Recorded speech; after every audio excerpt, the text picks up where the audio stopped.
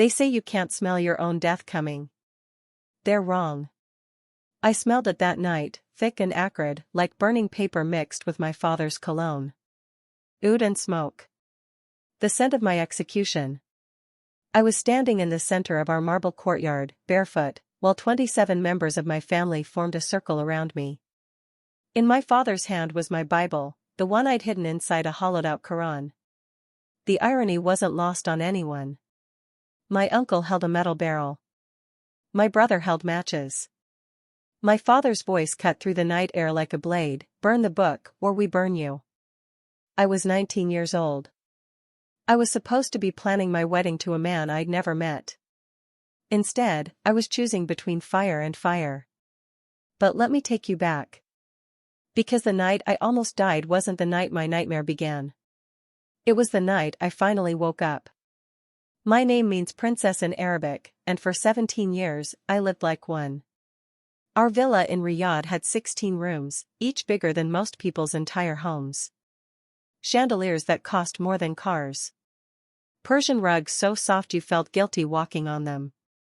My abaya collection alone could have fed a village for months, silk from Dubai, embroidery from Istanbul, everything custom-fitted, everything perfect. Perfect. That's the word everyone used to describe my life. They didn't know I was suffocating. Every morning, I woke to the call to prayer bleeding through my window, that haunting melody that once comforted me, now sounded like a prison siren. I'd perform wudu, the ritual washing, scrubbing my hands, my face, my feet. Cleansing the outside while the inside rotted with questions I couldn't speak. I prayed 5 times a day. Forehead to the ground. Words in Arabic I'd memorized before I could read. Allahu Akbar. Subhana Rabbil A'la. God is great. Glory to my Lord, the Most High. But when I lifted my head from that prayer rug, I felt nothing. Just cold marble against my knees and silence in my soul. Have you ever screamed inside your own mind while your face smiled for everyone else? That was my entire existence. My father, Baba, was a prominent businessman. Import, export, oil money, government connections. The kind of man who made phone calls that changed people's lives. He funded mosques. He fed the poor during Ramadan. Everyone called him generous, honorable, righteous. At home, his eyes were black stones. Cold. Calculating. He looked at me the way you'd appraise livestock. Modest. Obedient. Silent. Those were his 3 commandments for daughters. I was his prize, his proof that he'd raised a proper Muslim woman. Virginal. Submissive. Destined for a strategic marriage that would expand his business empire. I was 17 when the cracks started showing. It was a Thursday afternoon. Hot. The kind of heat that makes the air shimmer like liquid. I was in my room, scrolling through social media on the phone I was barely allowed to use. My feed was full of the usual, filtered photos of friends at shopping malls, verses from the Quran overlaid on sunset pictures, engagement announcements. Then I saw her. A girl I'd known from school. Amira. She'd moved to London 2 years ago. In her new photo, she wasn't wearing hijab. Her hair, dark, wild, free, caught the sunlight. She was laughing. Actually laughing, mouth open, head thrown back, like joy was something she was allowed to feel. I stared at that photo for 20 minutes. I touched my own headscarf, expensive fabric that suddenly felt like chains. When was the last time I'd laughed like that? When was the last time I'd felt anything except the weight of expectation pressing down on my chest like a stone? That night, I asked my mother a question I shouldn't have. Ummi, do you think Allah actually hears us? She was folding laundry, my brother's thobes, perfectly pressed. Her hands froze mid-fold. Her eyes went wide, then narrow.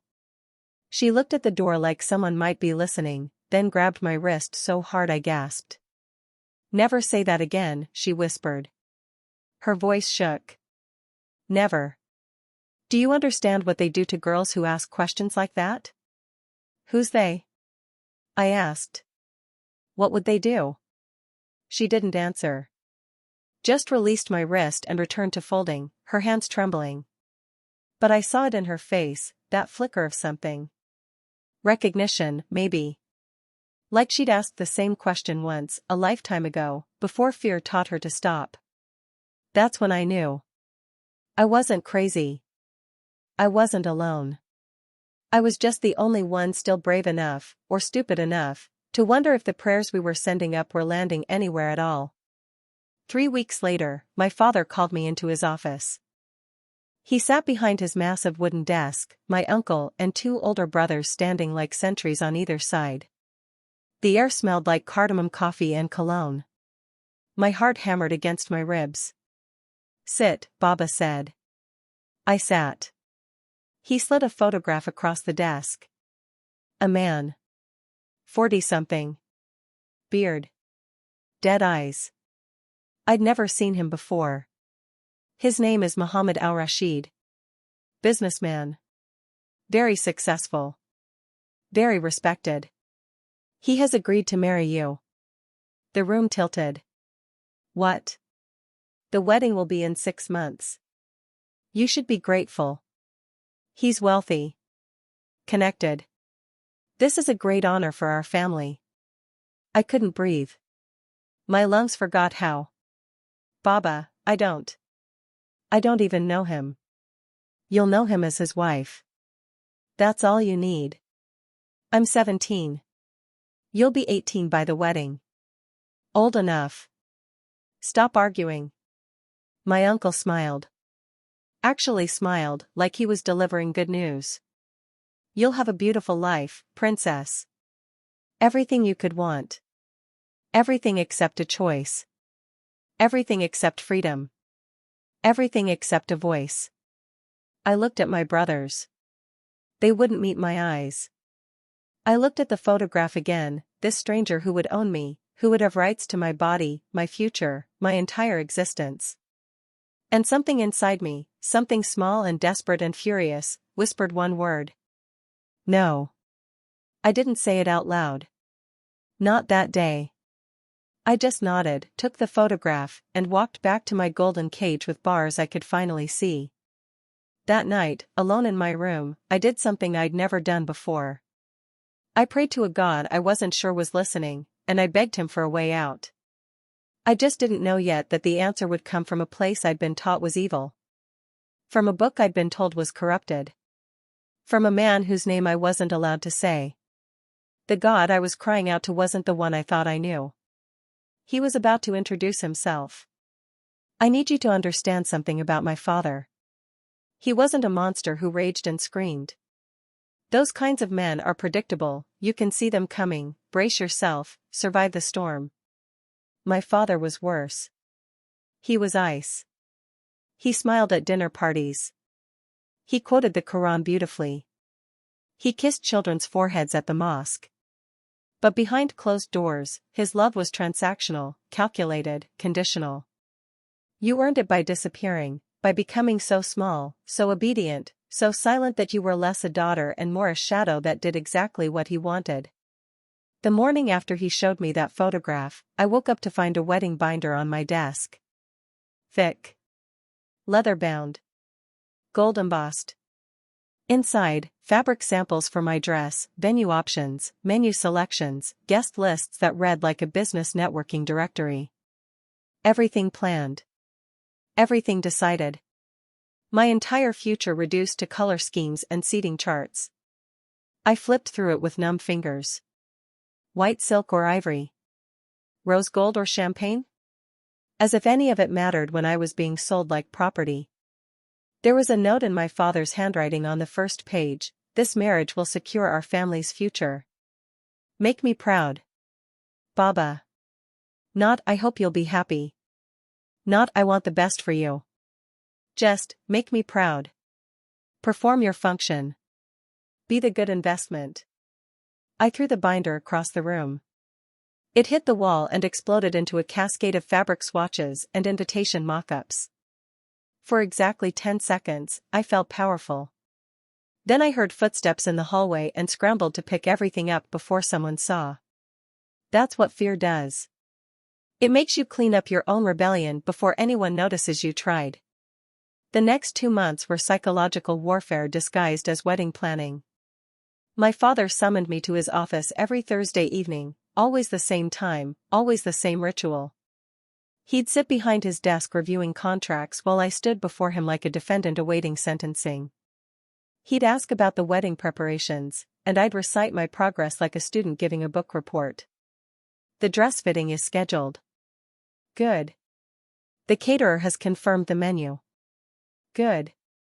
I've written thank you notes to the families who sent gifts. Good.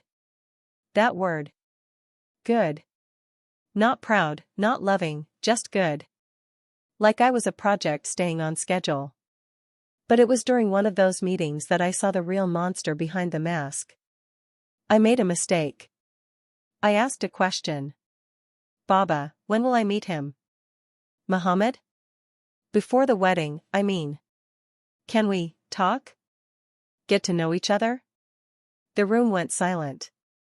My father set down his pen, slowly, deliberately. That's when I knew I'd crossed a line. He stood. Walked around the desk. Stood so close I could smell the mint on his breath and see the veins in his eyes. Get to know each other? His voice was barely above a whisper, which somehow made it more terrifying than shouting. You think this is a love story? You think you're in some American movie? No, Baba, You are a woman. He is a man. He has chosen you. That is the only thing you need to know. My heart pounded. But what if I? His hand shot out and grabbed my chin, not hard enough to bruise, but firm enough to make his point. He tilted my face up, forcing me to look directly into those dead, black eyes. Listen to me very carefully, he said. Each word was a stone dropping into dark water. You will marry Muhammad al-Rashid. You will give him sons. You will honor this family. Those are not suggestions. Those are facts. Do you understand? Tears burned behind my eyes, but I wouldn't let them fall. I wouldn't give him that. Do you understand? He repeated. Yes, Baba. He released me. Returned to his desk. Picked up his pen like nothing had happened. You may go. I walked out of that office, and I swear I felt my soul crack down the middle. One half still trying to be the obedient daughter. The other half screaming that this couldn't be what life was meant to be. If you're watching this and you've never lived in a cage, you might wonder why I didn't just run. Just leave. Just say no and walk out the door. Let me explain how prisons work when they're built from family and faith. First, there's nowhere to go. I had no money of my own, everything I had was given, controlled, monitored. I had no passport, my father kept all our documents locked in his safe. I had no friends outside our community who would hide me without immediately calling my family. Second, there's the shame. In my world, a daughter who dishonors her family doesn't just ruin herself, she destroys everyone. Her sisters won't find husbands. Her brothers' reputations crumble. The family name becomes poison. I'd been taught since childhood that my obedience was the thread holding everything together. Third, and this is the part people don't talk about, there's the violence. Honor killings aren't myths. They're headlines that get buried, tragedies that get explained away, girls who disappeared or had accidents or went abroad and were never heard from again. I knew a girl once. Layla. She refused an arranged marriage. 3 months later, her family announced she'd died in a car accident. Closed casket. No investigation. Everyone knew. Nobody said anything. So when people ask, why didn't you just leave, they don't understand. Leaving meant dying. Staying meant dying slowly. I was choosing between 2 kinds of death. Then came the night that changed everything. It was a Friday, Jummah, the holy day. We'd returned from the mosque where the imam had preached about obedience, submission, the righteousness of following Allah's commands without question. My mother was in the kitchen preparing dinner. My brothers were in the family room watching football. My father was in his office on a business call. I went to my room, closed the door, and did something I'd been too afraid to do before. I googled, is arranged marriage forced marriage? Then, women's rights in Islam. Then, can you say no to your parents? Each search felt like treason. Like I was betraying everything I'd been taught. But I couldn't stop. I fell down a rabbit hole of articles, forums, videos.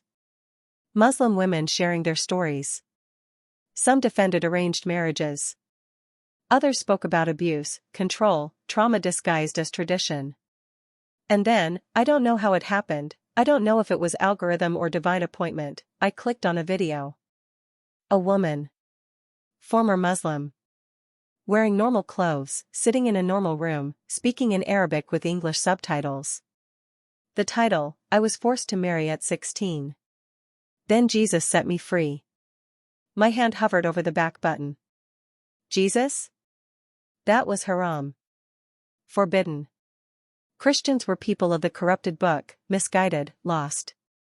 I'd been taught that since childhood. But something in her eyes stopped me. She looked peaceful. Not broken. Not lost. Not burning in hellfire like I'd been told Christians were destined for. She looked free. I clicked play. For 23 minutes, I listened to her story. It was my story. Different details, same cage. Forced marriage. Silent suffering. Prayers that bounced off heaven like stones. Then she said something that shattered me. I prayed to Allah for 17 years. I begged him to save me. I heard nothing but silence.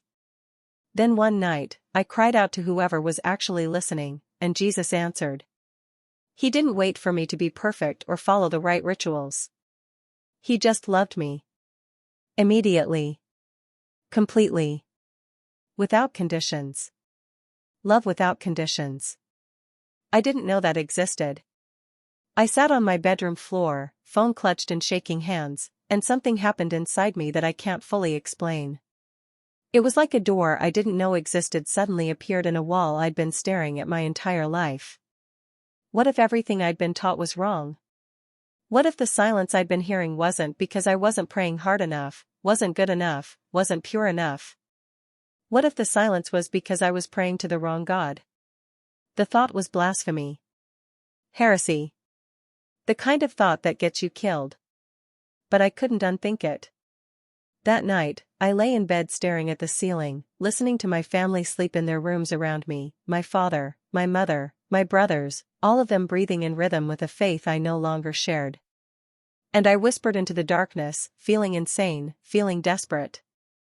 Jesus, if you're real, if you actually love people, I need you to show me. Because I'm drowning, and I don't think I can hold my breath much longer. I didn't expect an answer. I didn't know I'd just prayed the most dangerous, beautiful prayer of my life. The kind of prayer that changes everything. The kind of prayer that heaven mobilizes armies to answer. Nothing happened that night. No angels. No visions. No voice from heaven. Just me, alone in the dark, feeling like a fool for whispering to a God I wasn't sure existed while betraying the one I'd worshipped my entire life. When dawn broke and the call to prayer echoed through the neighborhood, I got up like always. Performed wudu like always. Spread my prayer rug toward Mecca like always. But when I pressed my forehead to the ground and began reciting the Arabic words I'd memorized before I could write my own name, something was different. I felt like a liar. Every word tasted like ash in my mouth. Allahu Akbar, God is the greatest. Was he? How would I even know? Subhana Rabbiul Adhim, glory to my Lord, the Supreme. But which Lord? The one I'd served out of fear and tradition, or the one I'd whispered to in desperate darkness? I finished the prayer because stopping would raise questions. But when I rolled up that rug, I felt emptier than I'd ever felt before. Have you ever been so lonely that you could be surrounded by people and still feel like you're the only person alive? That was my life for the next 3 weeks. I went through the motions. Wedding planning. Smiling when relatives visited and told me how blessed I was. nodding when my mother gave me advice about being a good wife. But inside, I was screaming. I kept praying to Allah, not because I believed He was listening, but because I didn't know what else to do. 5 times a day, I begged Him for answers, for a sign, for anything. Please, if this marriage is wrong, stop it. Please, if there's another path, show me. Please, just, see me. Silence. Always silence. The worst part wasn't the silence itself. It was the guilt that came with doubting. I'd been taught that doubt was a weapon of shaitan, Satan, designed to pull Muslims away from truth. Doubt was spiritual cancer. Doubt meant weak faith. Doubt meant you were opening doors for demons to whisper lies into your heart. So every time I questioned, every time I wondered if maybe Islam wasn't the answer I needed, shame crashed over me like a wave trying to drown me. What kind of daughter are you? What kind of Muslim are you? Your father funds mosques and you can't even maintain simple faith? You're disgusting. Ungrateful. Cursed. I started performing extra prayers, nafil, the voluntary ones, trying to earn back Allah's attention. Maybe I hadn't been devout enough. Maybe I needed to prove myself. I fasted on Mondays and Thursdays, even though it wasn't required. I read the Quran for hours, Arabic words flowing past my eyes like water I couldn't drink. I gave away my jewelry to charity, thinking maybe my attachment to material things was blocking my prayers from reaching heaven. Nothing changed. I was trying to buy love from a God who felt like a distant king, untouchable, unmoved, waiting for me to be perfect enough to deserve His attention. It was exhausting. Soul-crushing. Like running on a treadmill that only went faster the harder you worked, and you could never, ever get off. My mother noticed I wasn't eating. It was a Wednesday afternoon. She found me in my room, sitting on my bed, staring at nothing. She sat down beside me, close enough to touch but not touching. That was our relationship. Proximity without intimacy. You need to eat, she said softly. You're getting thin. Muhammad won't want a sickly wife. Muhammad. Always Muhammad. The man I'd still never met, who existed in my life only as a photograph and a prison sentence. I'm not hungry, I said. She was quiet for a moment. Then, I know you're scared. I looked at her. Really looked at her. She was only 41, but she looked 60. Tired eyes. Thin lips that had forgotten how to smile unless company was present. Hands that never stopped moving, never stopped serving, never stopped performing. Were you scared? I asked. When you married Baba? Her jaw tightened. That's not appropriate to discuss. Why not? You're my mother. I'm about to go through what you went through. Why can't you tell me the truth? The truth, she said slowly, is that marriage is not about feelings. It's about family. Duty. Honor. You learn to be content with what Allah has decreed for you. But are you happy? The question hung in the air like smoke. For just a second, barely a heartbeat, I saw something crack in her expression. Pain. Regret. A whole life of unspoken grief. Then the mask returned. Happiness is not the goal, she said, standing up. Jannah is the goal. Paradise. This life is temporary. We endure. We obey. We earn our place in eternity. She walked to the door, then paused. Your father loves you, she said without turning around. This marriage is his gift to you. You'll understand that someday. She left. I sat there, her words echoing in my mind. Endure. Obey. Earn your place. 70, 80, maybe 90 years of endurance for an eternity I couldn't even be sure existed. A paradise I'd never seen, promised by a God I couldn't hear, accessed only by perfect submission to a system that was suffocating me. And for the first time in my life, I let myself think the unthinkable. What if it's all a lie? That night, I broke. Completely. Utterly. Shattered. I waited until everyone was asleep, then I locked my bedroom door, turned off the lights, and collapsed on the floor. And I wept. Not quiet, polite tears, violent, body-shaking sobs that felt like they were ripping me apart from the inside. I prayed, but not the memorized prayers. Not the proper Arabic. Just, raw, desperate, broken words. Allah, please. Please, I've tried. I've done everything right. I pray, I fast, I obey, I cover myself, I memorize your words. What else do you want from me? Why won't you answer? Why won't you help me? I pressed my face against the cold floor. I'm drowning. Can you see that? I'm dying inside this life, and nobody cares. Not my father, not my mother, not you. Where are you? Why do you feel so far away? The silence was deafening. I'd read stories about prophets who cried out to Allah and he answered. Ibrahim. Musa. Yunus in the belly of the whale. But me? Nothing. Just the sound of my own breathing and the distant hum of the air conditioning. I don't know how long I lay there. An hour. Maybe 2. Long enough for my tears to dry into salt tracks on my cheeks. Long enough for despair to settle into my bones like winter cold. And then, because I was already damned, already broken, already past the point of caring, I did something unforgivable. I whispered the name I wasn't supposed to say. Jesus. It felt like betrayal. Like treason against everything I'd ever known. Jesus, that woman in the video said you loved her. Is that true? Do you actually love people, or is that just another beautiful lie? My voice cracked.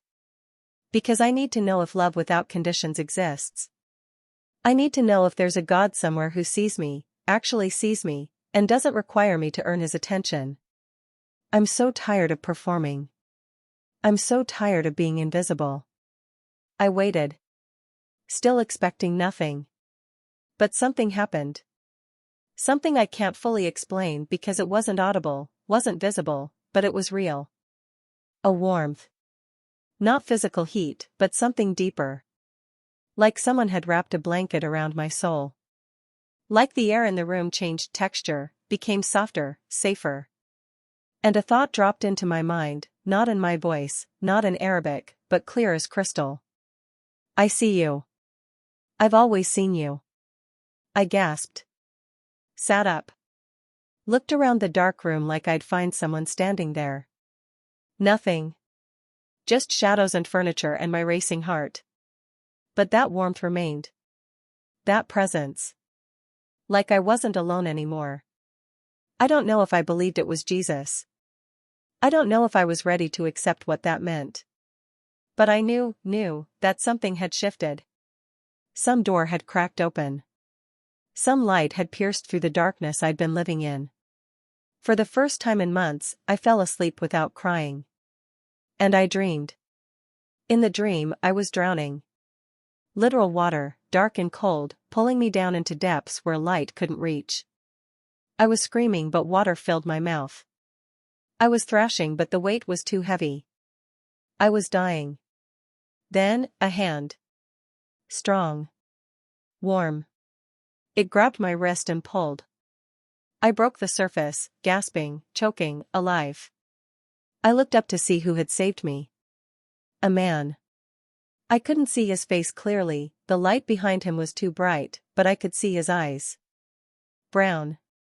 Deep. Filled with something I'd never seen before. Love without condition. Love without transaction. Love that didn't require me to be perfect or obedient or silent. Love that just was. He didn't say anything. Just held my hand and pulled me to shore. And when my feet touched solid ground, he smiled, and the warmth from that smile felt like every good thing I'd ever wanted and never had. I woke up with tears on my face, but they weren't tears of despair. They were tears of something I didn't have a name for yet. Something that felt dangerously close to hope. I became two people after that dream. By day, I was the dutiful daughter, attending wedding preparations, smiling at relatives, memorizing the recipes my mother insisted I'd need to keep my husband satisfied. I wore my abaya. I lowered my gaze. I said yes, Baba, and, of course, Ummi, until the words lost all meaning. But at night, alone in my room with the door locked and the lights off, I became someone else. Someone hungry. Someone desperate for truth. I started searching. I knew it was dangerous. I knew that if anyone found my search history, I'd be destroyed. But I couldn't stop. That dream, that hand pulling me from drowning, those eyes full of impossible love, it haunted me. Not in a terrifying way. In a way that made everything else feel like shadows. I needed to know if Jesus was real. I cleared my browser history obsessively. I used incognito mode. I kept my phone's brightness low and the volume muted. Every click felt like defusing a bomb, one wrong move and my entire world would explode. I watched testimonies. Dozens of them. Former Muslims who'd encountered Jesus and lost everything to follow him. Their stories were terrifyingly similar to mine. Arranged marriages. Controlling families. A faith that felt more like prison than paradise. Then Jesus, appearing in dreams, speaking in visions, revealing himself in ways that shattered everything they'd been taught. One woman said, "Islam taught me that I had to climb a ladder to reach God. Jesus came down the ladder to reach me." That sentence broke something open inside my chest. I'd spent 19 years climbing, praying, fasting, obeying, performing, and the ladder never ended. There was always another rung, another requirement, another way I was failing. But the idea of a God who came down? Who pursued me instead of waiting for me to earn his presence? That was blasphemy.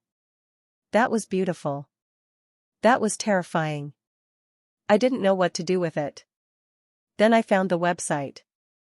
It was a ministry dedicated to Muslims seeking truth, offering free Bibles in Arabic, secretly shipped in plain packaging. I stared at the order form for 20 minutes, cursor hovering over the submit button. Owning a Bible was illegal in my house. Not just frowned upon, forbidden, punishable, dangerous. If my father found it, I didn't know what he'd do. Send me away? Lock me up? Worse? But that voice from my prayer, "I see you. I've always seen you," it echoed in my mind. And that dream. That hand. That shore. I needed to know if the book Christians read actually contained truth or if it was corrupted lies like I'd been taught.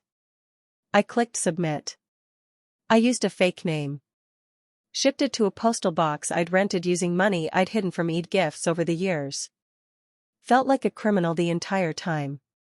The website said, "Your Bible will arrive in 2 to 3 weeks. We are praying for you." Strangers were praying for me. People I'd never met, who knew nothing about me except that I was searching.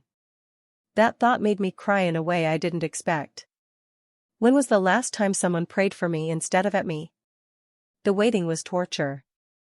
Every day, I checked that postal box after school, heart pounding, palms sweating.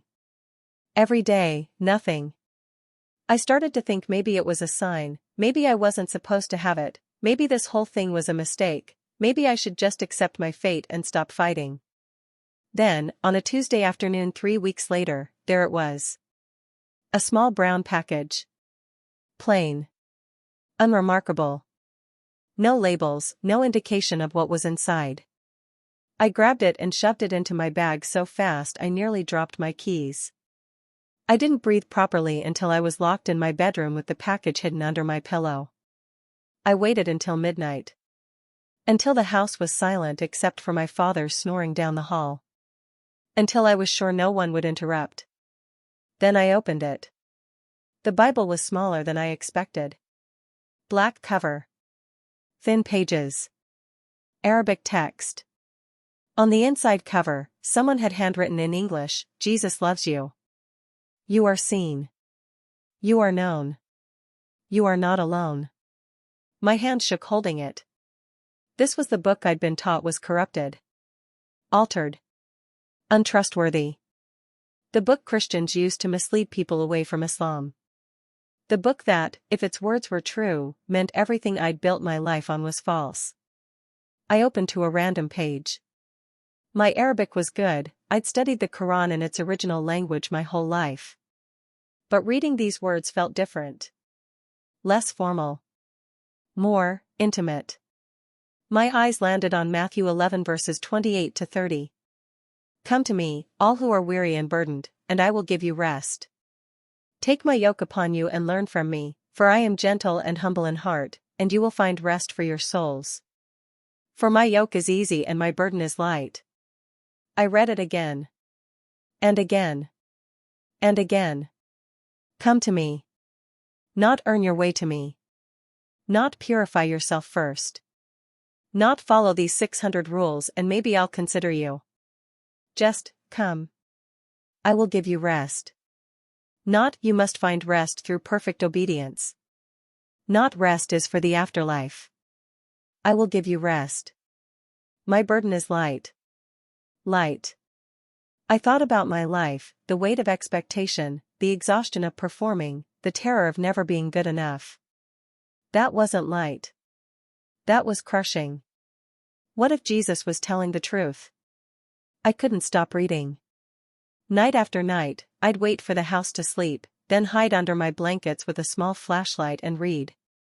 I kept the Bible hidden inside a decorative Quran box on my shelf. The irony wasn't lost on me.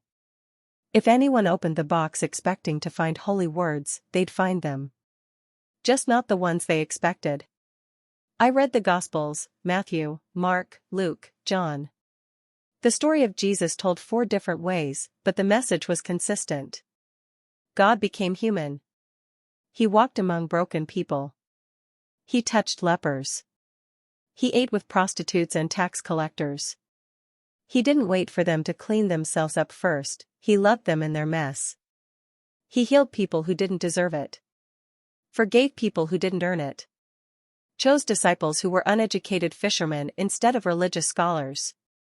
And when the religious leaders, the ones who followed every rule, who performed every ritual, when they asked him what the most important commandment was, he said, love God. Love people. That was it. Not 600 laws. Not endless rituals. Just love.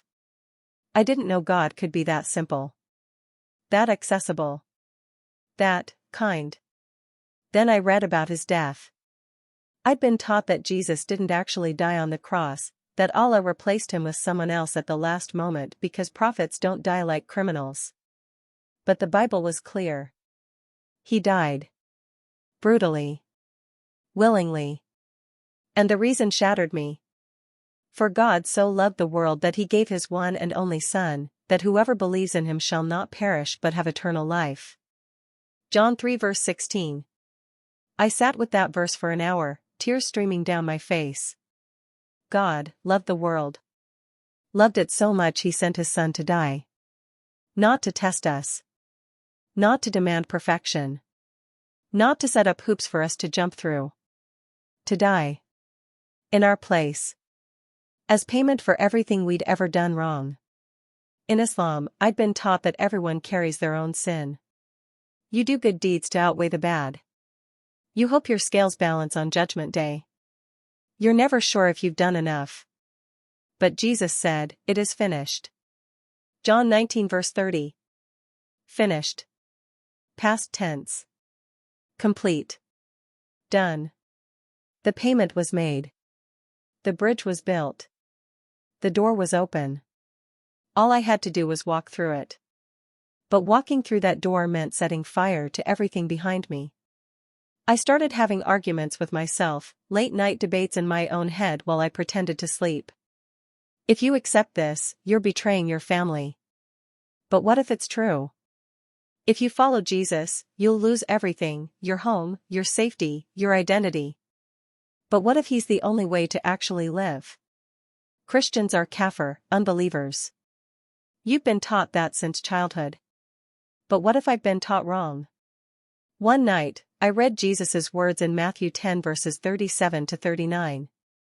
Anyone who loves their father or mother more than me is not worthy of me. Anyone who loves their son or daughter more than me is not worthy of me. Whoever does not take up their cross and follow me is not worthy of me. Whoever finds their life will lose it, and whoever loses their life for my sake will find it. That was the moment I understood. Following Jesus wasn't about adding him to my existing life like an accessory. It was about giving him everything, even the things I loved most, even the things that defined me, even the security I was clinging to. It was about dying to live. I closed the Bible, turned off the flashlight, sat in complete darkness. And I whispered, Jesus, I don't know how to do this. I don't know how to leave everything behind. I don't know how to survive if I choose you. But I think I believe you're real. I think I believe you love me. And I don't think I can keep living this lie. The warmth returned, that same presence from before. And that same gentle thought. Trust me. I've got you. 3 words. Simple. Impossible. Everything.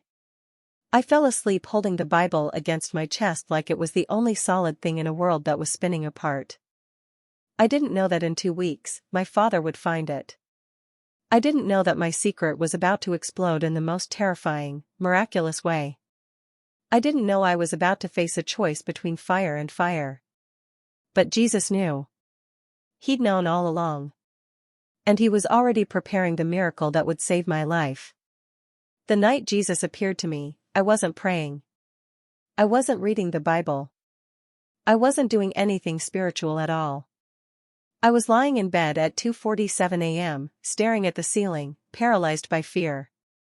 Because 6 hours earlier, my younger brother had walked into my room without knocking, something he never did, and I'd barely had time to shove the Bible under my pillow before he saw it. Baba wants you downstairs, he'd said, eyes lingering on my bed like he knew I was hiding something. My blood turned to ice. Why? He didn't say. Just come. I'd followed him down, heart hammering, trying to remember if I'd cleared my search history, if I'd locked my phone, if I'd left any evidence of my secret life scattered where someone could find it. The meeting had been about the wedding, my father reviewing final arrangements with the same emotional investment he'd used to discuss a business merger. But the entire time, I felt my brother's eyes on me. Suspicious. Calculating. He knew something. I was sure of it. So now I was lying in bed, too terrified to sleep, playing out scenarios in my mind. What if he'd seen the Bible? What if he searched my room after I fell asleep? What if he told my father? Jesus, if you're real, I need you now. Not tomorrow. Not next week. Now. That's when sleep took me, not gently, but like falling through a trapdoor. I was standing in my bedroom, but it wasn't my bedroom. The walls were the same. The furniture was the same. But everything was wrong. Shadows moved like living things. The air was thick, suffocating, pressing against my chest like water. And there were voices, whispers coming from everywhere and nowhere, speaking in Arabic, in languages I didn't recognize, saying my name over and over and over. You're cursed. You're betrayed your family. You're going to burn. You're alone. Nobody loves you. You're going to die. I tried to scream, but no sound came out. I tried to run, but my feet were frozen to the floor. Then the door to my room opened. My father walked in. But his eyes weren't his eyes. They were black. Completely black. Empty. Like staring into wells with no bottom. You broke your vow, he said. His voice echoed like it was coming from inside my skull. You betrayed Allah. You betrayed me.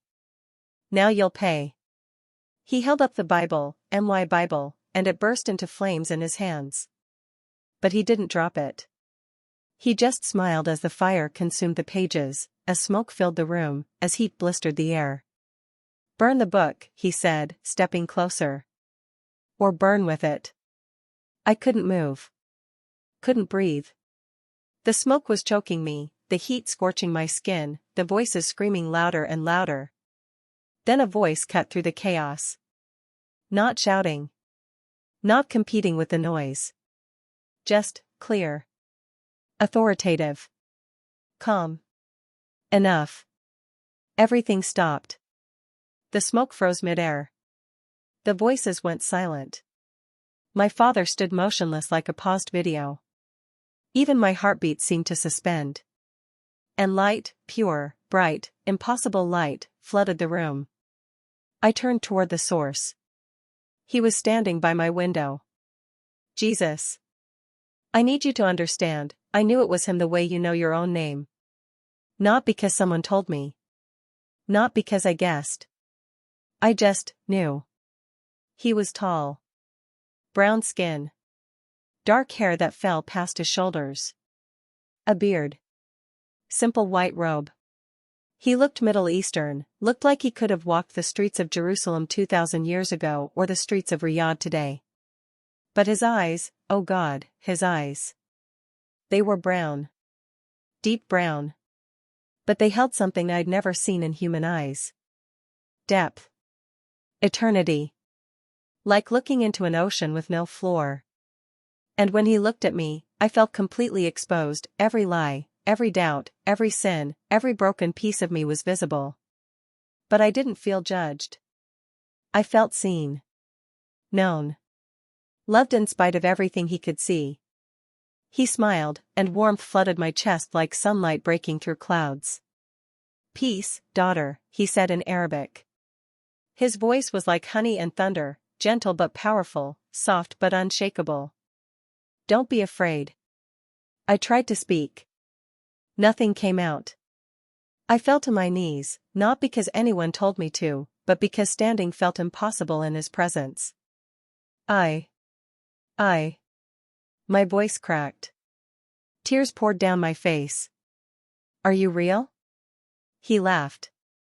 Actually laughed, warm and kind and full of joy. He walked toward me, and every step he took made the shadows in the room recoil. My father's frozen figure faded like smoke. The whispered voices evaporated. He knelt in front of me. Eye level. Close enough that I could see the compassion in his face. I'm real, he said. I've always been real. And I've been waiting for you to call my name. But I was Muslim. I worshipped Allah. I didn't know. You were searching for truth, he interrupted gently. And anyone who truly seeks truth will find me. Because I am the truth. He reached out and wiped a tear from my cheek. His hand was warm. Solid. Real. You've been praying to a God you could never reach, he said. Climbing a ladder that never ends. Performing for love you could never earn. But I didn't come to give you more rules. I came to give you relationship. I don't understand, I whispered. You will. He stood and offered his hand. Walk with me. I took it. And the moment my hand touched his, everything changed. We weren't in my room anymore. We were standing on a cliff overlooking an ocean. The sky was purple and gold, sunset or sunrise, I couldn't tell. Waves crashed against rocks below. Wind whipped my hair. I could taste salt in the air. Where are we? I asked. Wherever we need to be, he said. This isn't about the location. It's about what I need you to understand. He pointed to the ocean. That's how much I love you, he said. No beginning. No end. No condition. You can't earn it. You can't lose it. It just is. I stared at the endless water. But I've sinned. I've doubted. I know, he said simply. I know every lie you've told. Every rule you've broken. Every time you've fallen short. And I still chose to die for you. He turned to face me fully. You think you need to clean yourself up before you can come to me. But that's backwards. You come to me broken, and I make you whole. You come to me filthy, and I wash you clean. You come to me empty, and I fill you with purpose. But my family, my voice broke. If I follow you, I'll lose everything. My father will disown me. My mother will mourn me like I'm dead. I'll have no money, no home, no safety. You'll have me. His voice was firm but tender. And I am enough. I've always been enough. He placed both hands on my shoulders. Listen carefully, he said. The road ahead is hard. There will be pain. Loss. Persecution. Moments when you'll wonder if I've abandoned you. But I promise you this, I will never leave you. Never forsake you. And every single thing you lose for my sake, I will replace with something better. Maybe not immediately. Maybe not in the way you expect. But I keep my promises. I'm afraid, I admitted. I know. But perfect love casts out fear. He smiled. And my love for you is perfect. Thunder rumbled in the distance. The sky darkened. The wind picked up. Your father is going to find the Bible, Jesus said. Tomorrow night. And he's going to demand you renounce me. My stomach dropped. What do I do? You choose. His eyes held mine. Not because I'm forcing you. Not because you're afraid of hell. But because you've tasted truth, and you can't go back to living on lies. Will you protect me? Yes. But not the way you think. He touched my forehead gently. Remember this moment. When the fire comes, remember that I am with you. And watch what I do. The cliff began to fade. The ocean dissolved. I was being pulled back. Wait. I grabbed his hand. How do I know this is real? How do I know I'm not just dreaming because I'm desperate? He smiled, that same warm, knowing smile. You'll know tomorrow, he said. When you see what only I can do.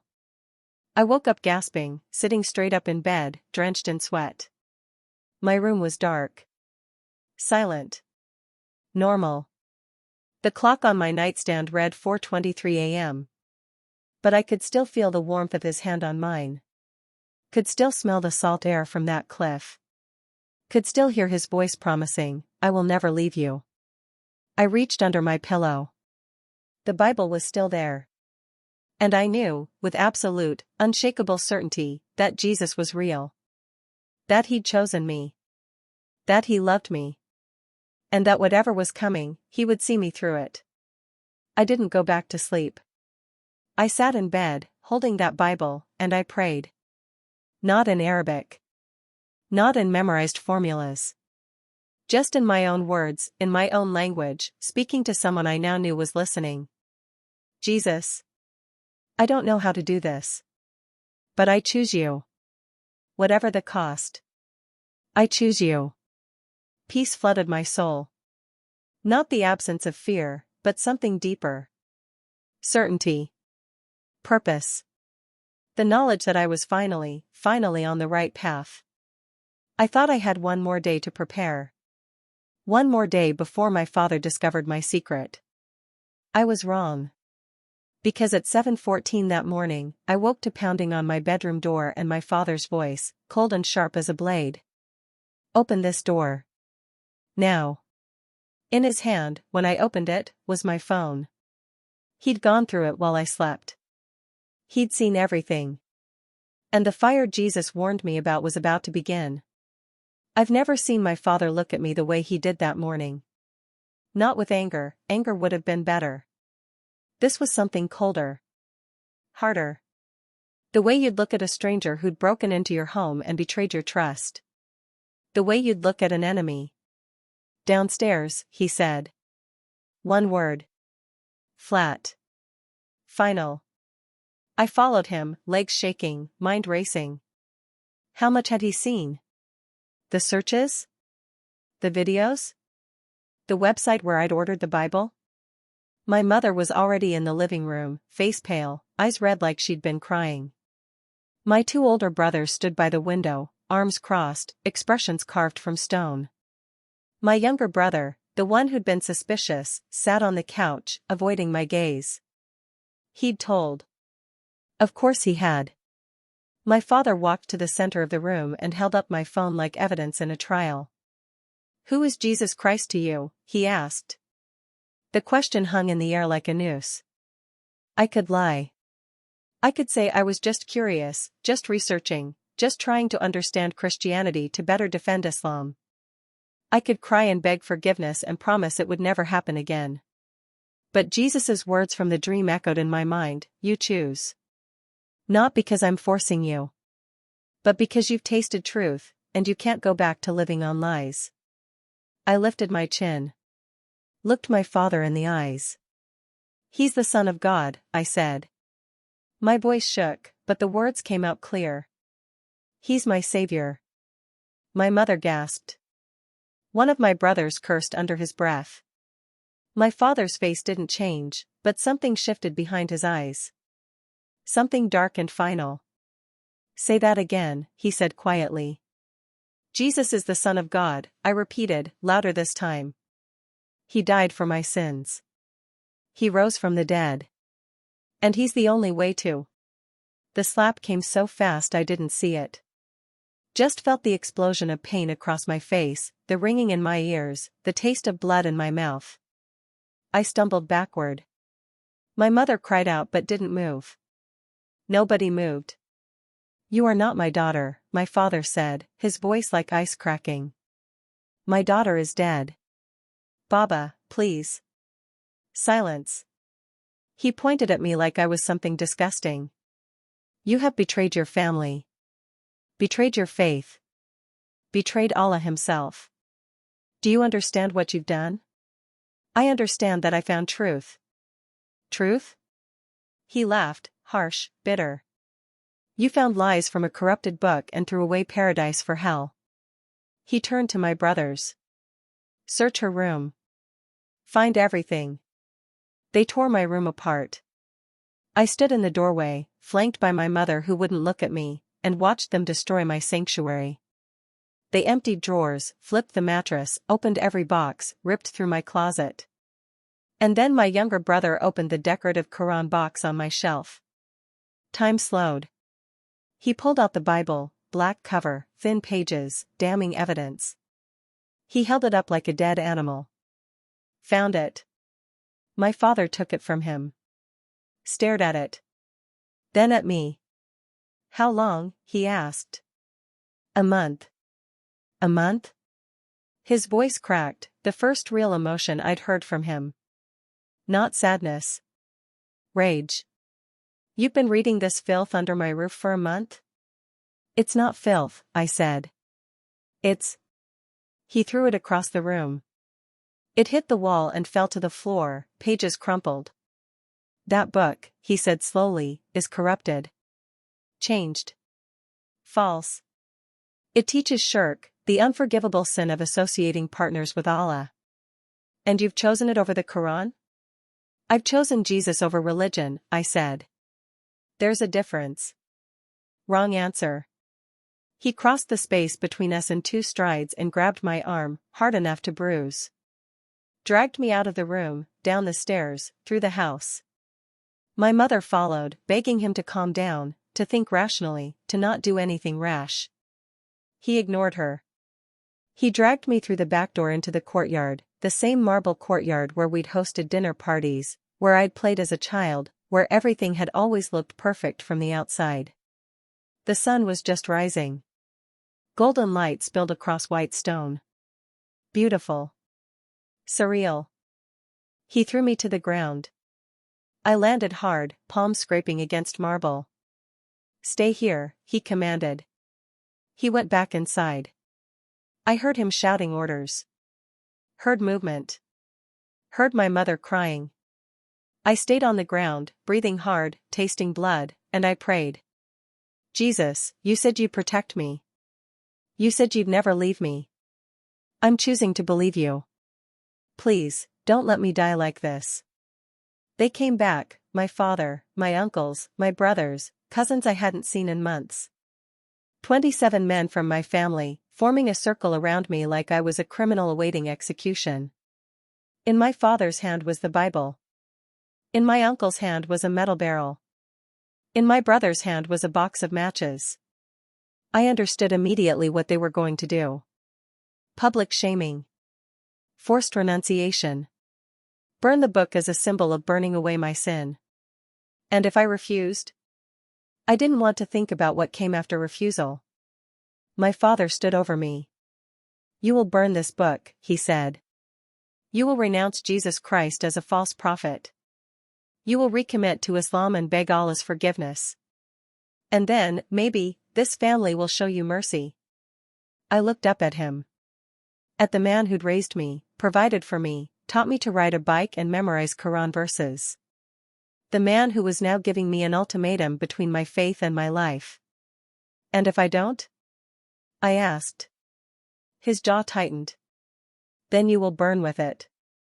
27 pairs of eyes stared at me. Waiting. Judging. Some looked angry. Some looked sad. Most looked resolved, like this was a necessary evil, a diseased branch that had to be cut off to save the tree. My mother stood at the edge of the circle, hands covering her mouth, tears streaming. I stood up. Slowly. Legs shaking but heart steady. I won't do it, I said. Don't be stupid, my uncle started. I won't renounce Jesus, I said louder. Because he's the only true God I've ever known. He's the only one who ever actually loved me. And I'd rather die with truth than live with your lies. My father's face went dark. So be it. He threw the Bible into the barrel. My brother stepped forward with the matches. And I prayed, out loud this time, in front of everyone. Jesus, you promised you'd protect me. You said to remember you when the fire comes. I'm remembering. I'm trusting. Please, show them you're real. My father lit the match. Dropped it into the barrel. The flame fell toward the Bible. And nothing happened. The match went out. Just extinguished itself midair before it touched the pages. Everyone froze. My uncle grabbed the matchbox. Lit another match. Dropped it in. It went out. My brother tried. Same result. One by one, they lit matches and dropped them into the barrel. 7 matches. 10. 15. Every single one went out before it could touch the Bible.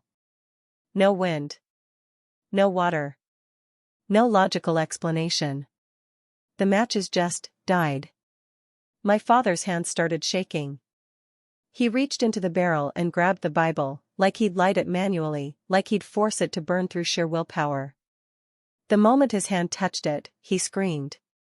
Not in pain, in terror. His eyes went wide. He dropped the Bible like it had burned him, stumbling backward, breathing hard. What did you see? My uncle demanded. My father couldn't speak. He just stared at me with something I'd never seen in his face before. Fear. My cousin reached for the Bible. I don't know what possessed him, curiosity, maybe, or disbelief. But the moment he touched it, he went rigid. His eyes rolled back. And he whispered. He's here. He's standing right there. He pointed. At the empty space behind me.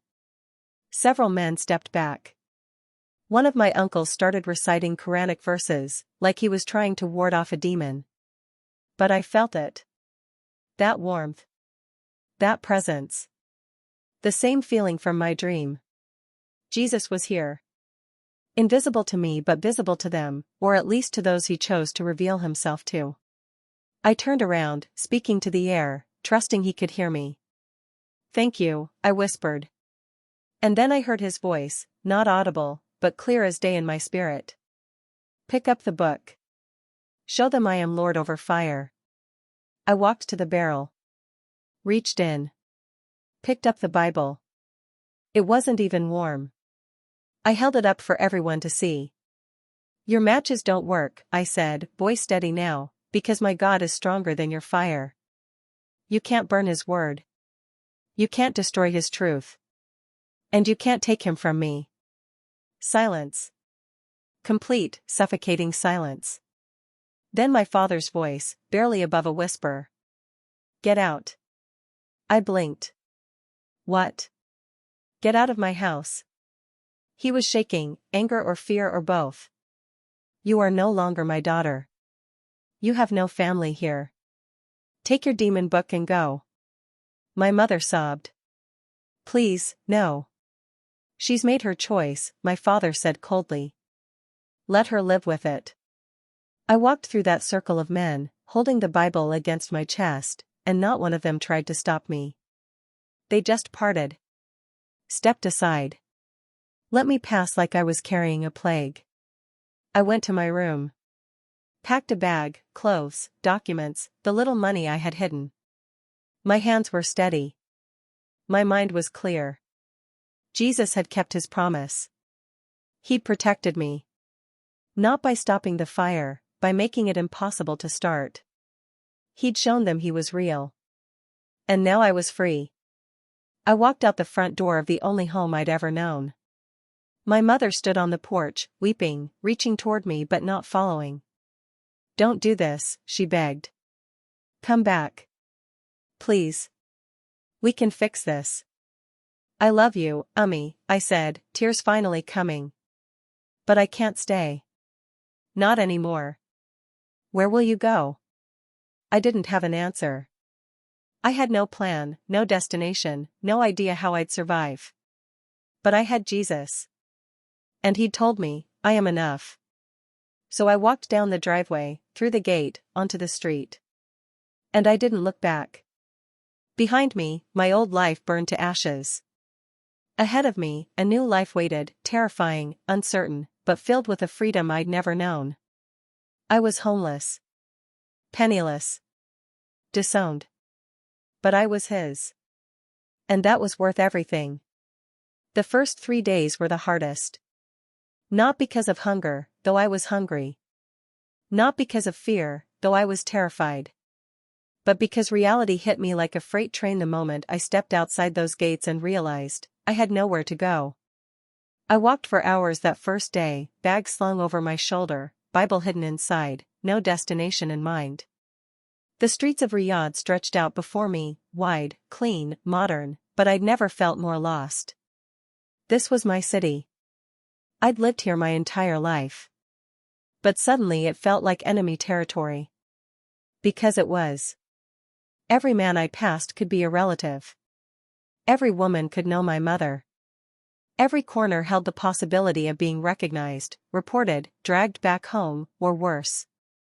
I wore sunglasses even though the sun was setting. Kept my head down. Walked like I had purpose, like I knew where I was going, when the truth was I was just moving to keep from collapsing. Jesus, what do I do? Where do I go? That presence, that warmth I'd felt in my room, in my dream, in the courtyard when the matches wouldn't light, it was still there. Faint, but steady. Like a hand on my back, gently pushing me forward. Trust me. Keep walking. So I walked. By nightfall, I found myself outside a small hotel on the edge of the city. Cheap. Anonymous. The kind of place that didn't ask too many questions if you paid cash. I had 800 rials in my bag, about $210, all the money I'd managed to hide over the years. It would cover maybe 2 weeks if I was careful. After that. I couldn't think about after that. The man at the desk barely looked at me when I checked in. Handed me a key to a room on the 3rd floor. I climbed the stairs, unlocked the door, stepped inside. It was tiny. A bed, a bathroom, a window that looked out onto an alley. The sheets were stained. The walls were cracked. The smell was a mix of cigarettes and cleaning chemicals. It was the most beautiful room I'd ever seen. Because it was mine. My choice. My freedom. I locked the door, collapsed onto the bed, and cried for 2 hours straight. Not sad tears, though there was sadness. Not scared tears, though there was fear. These were tears of release. Of relief. Of grief and gratitude all mixed together. I'd lost everything. And I'd gained everything. When I finally stopped crying, I pulled out the Bible. Opened it to a random page, Psalm 27 verse 10. Though my father and mother forsake me, the Lord will receive me. I laughed through fresh tears. Of course. Of course that's what I'd land on. Jesus was still speaking.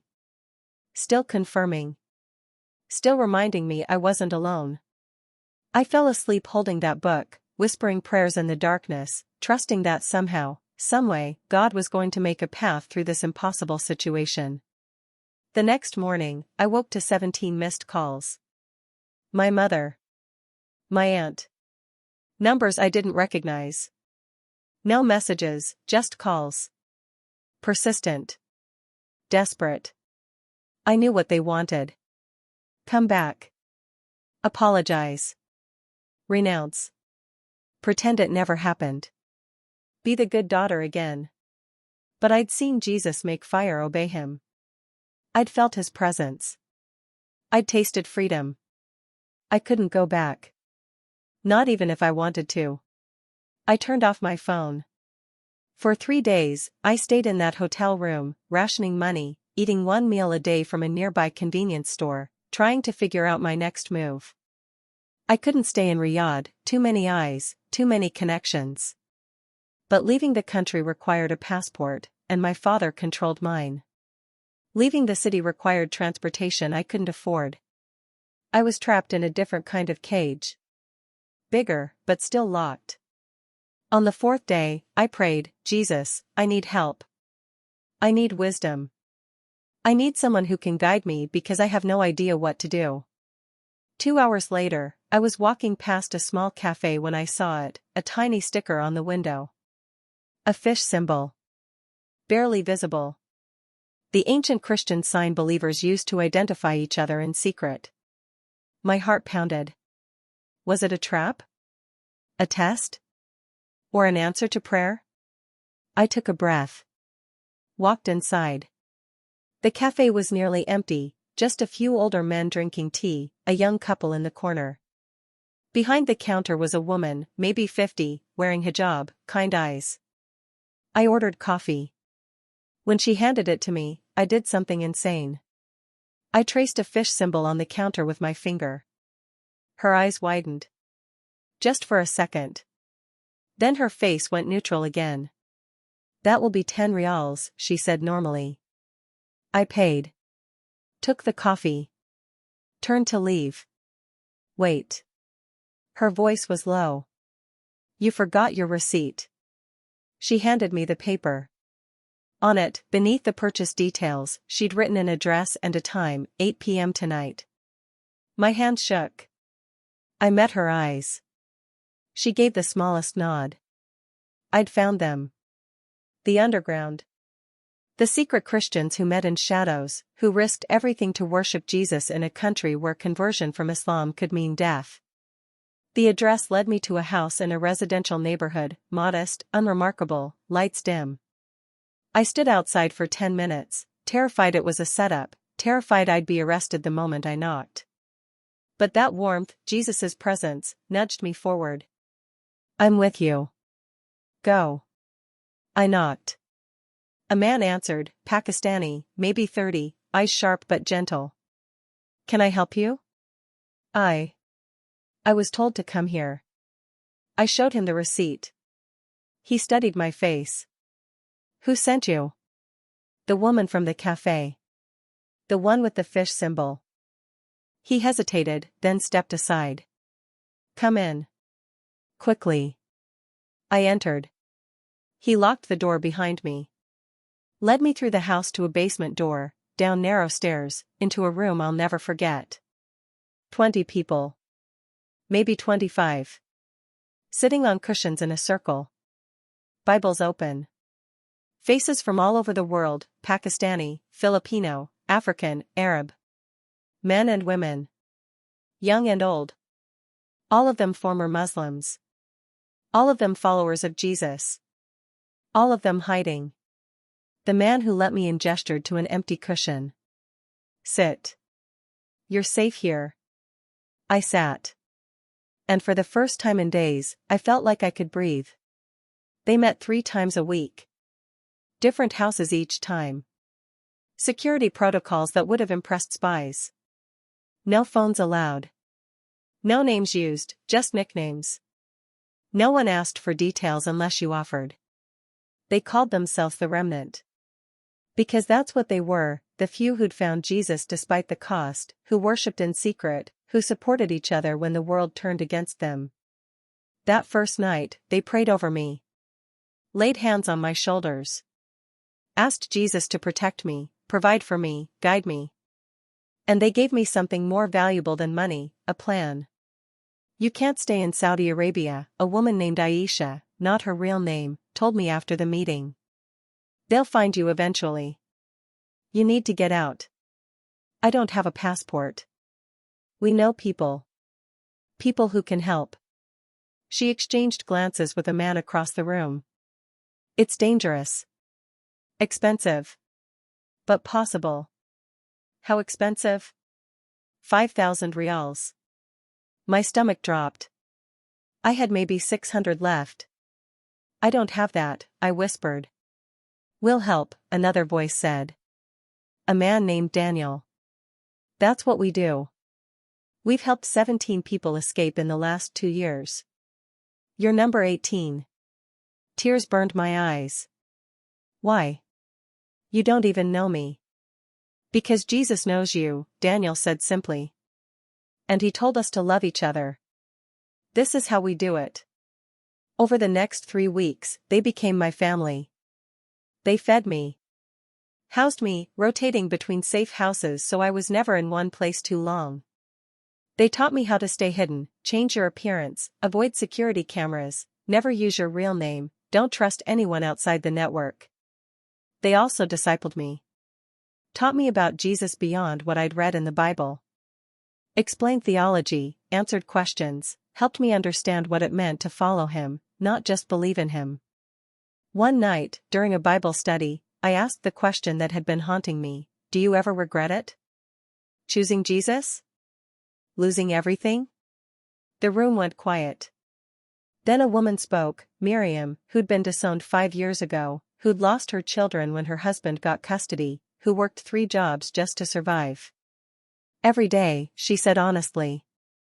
I miss my kids so much it physically hurts. But. She opened her Bible to Philippians 3 verse 8. I consider everything a loss because of the surpassing worth of knowing Christ Jesus my Lord, for whose sake I have lost all things. I consider them garbage, that I may gain Christ. She looked at me with fierce love in her eyes. Jesus is worth it, she said. The pain is real. The loss is real. But he is more real. More valuable. More precious. And one day, maybe not in this life, but one day, he'll restore everything the enemy stole. That's his promise. I believed her. Because I'd already seen him keep his promises. On day 19, Daniel pulled me aside. We have your documents, he said quietly. Fake passport. Visa. Plane ticket to Jordan, they have refugee programs for people like you. From there, maybe Europe or America. My heart raced. When? 2 days. Friday night. We'll drive you to the airport, brief you on what to say at security, pray you through. What if I get caught? Then you get caught. His face was serious. But Jesus has brought you this far. Trust him to finish it. That night, I couldn't sleep. I lay in a stranger's guest room, staring at the ceiling, processing the fact that in 48 hours I'd either be free, or dead. I pulled out my old phone, the one I'd kept off for weeks. Turned it on just long enough to see the notifications. 63 missed calls. 27 voicemails. Texts that ranged from begging to threatening. One from my mother, sent 3 days ago. Your father says if you come back and repent, he'll forgive you. Please. I can't lose you. I love you. I stared at those words. I love you. Did she? Or did she love the version of me that obeyed, that didn't cause problems, that fit into the box they'd built? I typed a response. Deleted it. Typed another. Finally, I sent. I love you too, Ummi.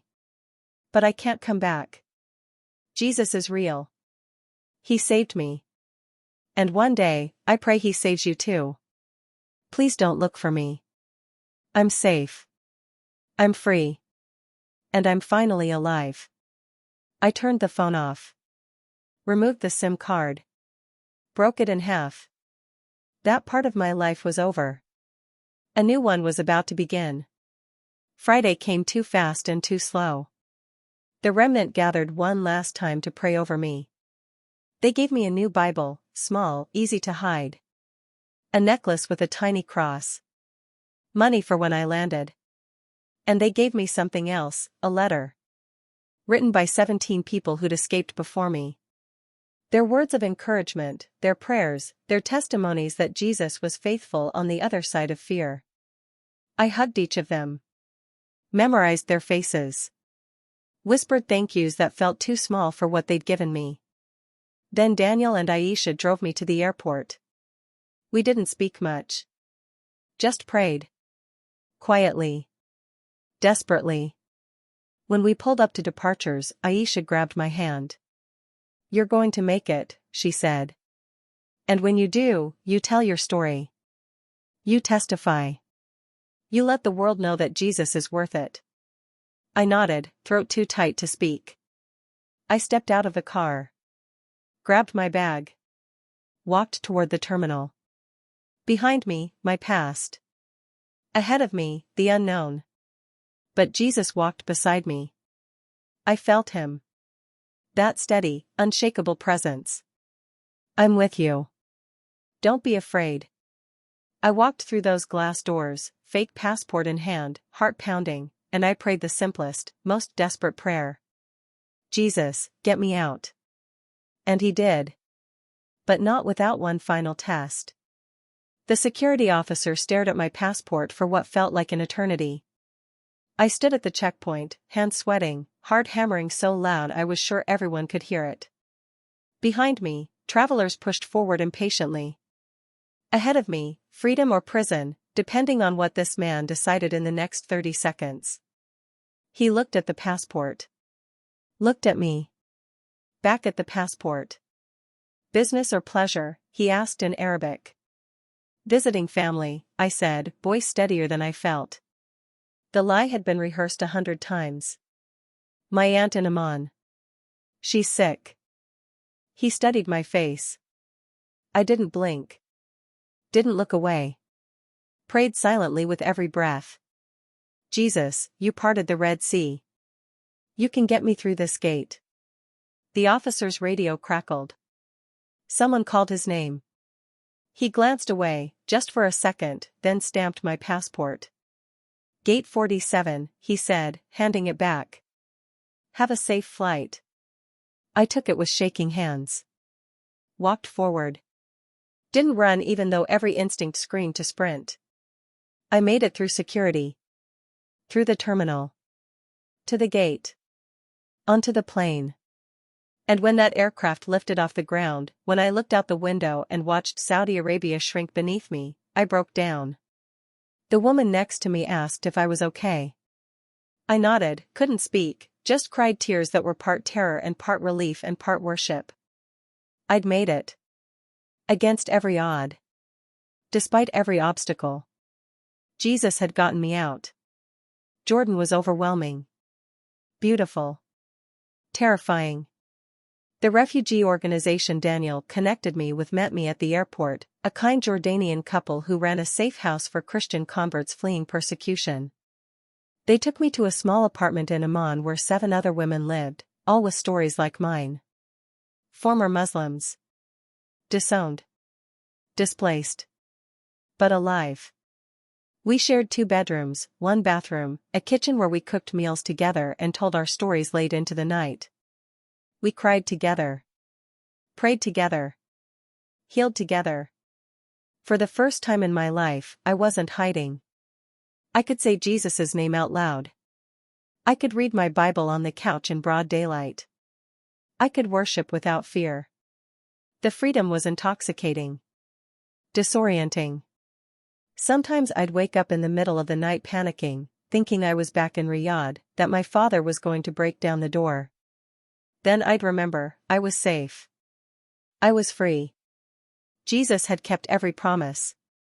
But freedom didn't mean easy. The trauma was real. The grief was suffocating. I mourned my family. Even though they'd rejected me, even though my father had tried to burn my Bible, even though they'd called me dead, I missed them. Missed my mother's cooking. Missed my brother's laughter. Missed the culture, the language, the parts of my identity that weren't about religion. I had nightmares. Panic attacks. Days where the weight of everything I'd lost crushed me so hard I couldn't get out of bed. One particularly dark day, about 2 months after I arrived, I broke down in front of Naomi, one of the women in the safe house, an Iranian who'd been a Christian for 8 years. I thought following Jesus would make me happy, I sobbed. But I feel so broken. So alone. Did I make a mistake? She sat beside me, wrapped an arm around my shoulders. You didn't make a mistake, she said gently. You made a sacrifice. And sacrifices hurt. Jesus never promised following him would be easy. He promised it would be worth it. When? I asked bitterly. When does it get worth it? She smiled, sad but sure. Every moment you experience his presence. Every time he provides when you have nothing. Every person you'll reach with your testimony. That's when. Not some distant future. Now. In the mess. In the pain. He's making it worth it. I didn't believe her that day. But I wanted to. So I kept going. Kept praying. Kept trusting that Jesus knew what he was doing even when I couldn't see it. 6 months later, the refugee organization helped me apply for asylum in Canada. The process was grueling: interviews, paperwork, background checks, waiting and waiting and waiting. But eventually, miraculously, I was approved. I landed in Toronto on a freezing November morning with one suitcase, $200, and a sponsor family I'd never met. They picked me up at the airport, John and Sarah, a couple in their 50s who'd been helping refugees for 20 years. They drove me to their home, showed me the basement apartment they'd prepared, and said the words that broke me. Welcome home. Home. I had a home again. That was 3 years ago. Today, I'm 22 years old. I live in a small apartment in downtown Toronto. I work at a cafe, ironically, the same kind of place where I first found the underground church in Riyadh. I'm taking online classes, studying theology, learning how to articulate this faith that cost me everything and gave me everything. I've been baptized. I have a church family, people who know my story, who pray for me, who've become the family I lost. And I have a testimony. A story. A message that Jesus has called me to share. That's why I'm making this video. That's why I'm sitting here, speaking to you, whoever you are, wherever you are, telling you about the God who pulled me out of drowning, who made fire obey him, who got me through impossible gates. Because someone needs to hear this. Maybe you're Muslim. Maybe you're searching, questioning, wondering if there's more than what you've been taught. Maybe you pray 5 times a day and still feel empty. Maybe you're trying to earn your way to a God who feels distant and cold. Listen to me, Jesus is not distant. He's not cold. He doesn't require you to climb a ladder to reach him, he came down the ladder to reach you. You don't have to be perfect. You don't have to perform rituals. You don't have to earn his love. He already loves you. Completely. Unconditionally. Desperately. The Quran says Allah loves those who do good deeds. But the Bible says God loved us while we were still sinners. Before we got cleaned up. Before we deserved it. That's the difference. That's why I risked everything to follow Jesus. Because I was drowning in religion, and he offered me relationship. Maybe you're not Muslim. Maybe you're atheist, agnostic, from another faith, or maybe you call yourself Christian but you've never actually encountered Jesus. You've gone to church, said the prayers, but your faith is dry, dead, just another performance. Jesus doesn't want your performance. He wants your heart. He's not asking you to be good enough. He's asking you to be honest enough to admit you're not. That's what the gospel is. You're broken. I'm broken. We all are. And we can't fix ourselves. But Jesus came to fix what we couldn't. He lived the perfect life we couldn't live. He died the death we deserved. He rose from the grave to prove he has power over sin and death and hell. And he offers it to you, freely, fully, forever, if you just say yes. I know what it costs. Believe me, I know. I lost my family. My country. My culture. My safety. My comfort. But I gained a father who will never abandon me. A home that can never be taken away. An identity that isn't based on performance. A purpose that's bigger than me. I gained Jesus. And he is worth infinitely more than everything I lost. So I'm asking you, begging you, don't waste your life on a religion that can't save you. Don't spend decades climbing a ladder that never ends. Don't wait until it's too late to choose truth. Jesus said, I am the way and the truth and the life. No one comes to the Father except through me. John 14 verse 6. Not one of many ways. Not a good suggestion. The way. The only way. That sounds exclusive. Offensive, even. But it's also the most inclusive invitation ever given, whoever. Anywhere. Anytime. Just come. If you're watching this and something in your heart is stirring, maybe it's conviction, maybe it's curiosity, maybe it's desperation, don't ignore it. That's Jesus. Knocking on the door of your heart. Calling you by name. Inviting you into freedom. You don't have to clean yourself up first. You don't have to understand everything. You don't have to have all your questions answered. You just have to come. So let me lead you in a prayer. Not a magic formula. Not religious words that earn you salvation. Just honest conversation with the God who loves you. If you want to give your life to Jesus, if you want to be saved, forgiven, made new, pray this with me. Out loud if you can. Mean it from your heart. Jesus, I'm a sinner. I've tried to save myself and I can't. I've tried to be good enough and I'm not. I need you. I believe you are the Son of God. I believe you died on the cross for my sins. I believe you rose from the dead. And I believe you're the only way to the Father. So I'm giving you my life. All of it. The broken pieces. The messy parts. The things I'm ashamed of. Take it all. Forgive me. Save me. Make me new. I choose you, Jesus. No matter the cost. Because you are worth everything. Thank you for loving me. Thank you for dying for me. Thank you for calling me yours. In Jesus' name, amen. If you prayed that prayer and you meant it, listen to me carefully. You are saved. Right now. Not because you're suddenly perfect. But because Jesus is perfect, and he covers you with his perfection. The Bible says, if you declare with your mouth, Jesus is Lord, and believe in your heart that God raised him from the dead, you will be saved. Romans 10 verse 9. You just did that. You're saved. You're forgiven. You're a child of God. Welcome to the family. Now, let me be real with you about what comes next. Following Jesus is the most beautiful, terrifying, costly, rewarding decision you will ever make. It might cost you relationships. It might cost you comfort. It might cost you safety. But I promise you, on the other side of that cost is a life more abundant, more joyful, more purposeful than anything you've ever known. Jesus said, in this world you will have trouble. But take heart. I have overcome the world. John 16 verse 33. Trouble is guaranteed. But so is his presence. His provision. His victory. You're not alone. He will never leave you. Never forsake you.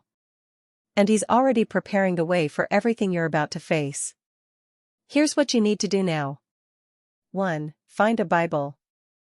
Download the YouVersion app. Start reading the Gospel of John. Let Jesus introduce Himself to you through His Word. 2. Find a church. Not a perfect church, they don't exist. But a Bible-believing, Jesus-exalting community where you can grow, be discipled, and serve. 3. Tell someone. Jesus said if you confess Him before others, He'll confess you before the Father. Don't hide your faith. Share it. Let it grow in the light. 4. Pray constantly. Not rituals. Not performances. Just talk to Jesus like He's your best friend. Because He is. 5. Expect opposition. The enemy hates that you chose Jesus. He'll attack. He'll lie. He'll try to pull you back. But greater is He who is in you than he who is in the world.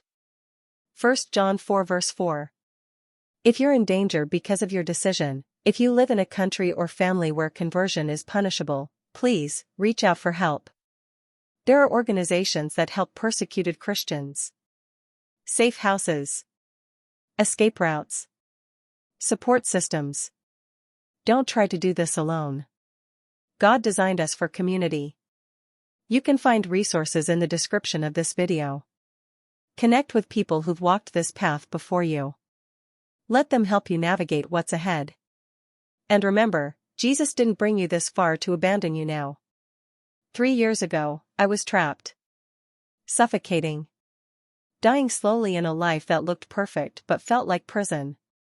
Today, I'm free. Not because my circumstances are perfect, they're not. I still struggle. I still grieve. I still have hard days. But I have Jesus. And He is my anchor in every storm. When the waves of loneliness crash over me, He holds me steady. When the winds of doubt try to blow me off course, He reminds me of His promises. When I feel like I'm drowning again, He reaches down and pulls me to shore. Every single time. That's who He is. That's what He does. That's why He's worth following even when it costs everything. So let me leave you with this. God is calling you. By name. Right now. In this moment. He's saying, I am your anchor in this storm. Hold on to me. Trust me. Follow me. I will never let you go. Don't ignore that voice. Don't wait for a more convenient time. Don't convince yourself you'll seek Him later. Tomorrow is not guaranteed. This moment is all you have. Choose Jesus. Choose truth. Choose life. And when the storms come, and they will come, remember that you're not holding on to Him by your strength. He's holding on to you by His. And His grip never fails. If this video impacted you, please share it. Someone in your life needs to hear this. Someone is drowning. Someone is searching. Someone is one testimony away from encountering Jesus. Let this be that testimony. And if you gave your life to Jesus today, leave a comment. Say, I chose Jesus so we can celebrate with you and pray for you. You're not alone anymore. You're part of a family that spans the globe, millions of us who've counted the cost and found Jesus worth it. Welcome home, brother. Welcome home, sister. Jesus loves you. I love you. And your story is just beginning. We have this hope as an anchor for the soul, firm and secure. Hebrews 6 verse 19. Hold on. He's got you.